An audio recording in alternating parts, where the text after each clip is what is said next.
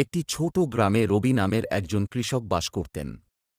তিনি তার বাবা-মায়ের কাছ থেকে একটি ছোট জমি উত্তরাধিকার সূত্রে পেয়েছিলেন, কিন্তু খরা ও অনিয়মিত আবহাওয়া প্রায়ই তাকে বিপর্যস্ত করে ফেলত। কঠোর পরিশ্রমের পরেও তার ফসল প্রায়শই নষ্ট হয়ে যেত এবং তার পরিবার ক্ষুধার মুখোমুখি হতো। রবি সকালে আগে উঠে তার জমি ও গবাদি পশুর যত্ন নিতেন, ভালো ফসলের স্বপ্ন দেখতেন। তিনি নতুন প্রযুক্তি এবং ফসল চেষ্টা করলেও সম্পদের অভাব ছিল। তার সন্তানরাও মাঠে সাহায্য করত, তাদের হাসি মাঝে মাঝে উদ্বেগের ভার কমাতে সাহায্য করত। এক বছর একটি বিধ্বংসী ঝড় তার ফসল নষ্ট করে দেয়। ঋণের বোঝা নিয়ে রবি হতাশ হয়ে পড়েছিল, কিন্তু তিনি ভালোবাসার জন্য লড়াই চালিয়ে গেলেন। সরকারি সহায়তা অবশেষে তাকে পুনর্গঠনে সাহায্য করল।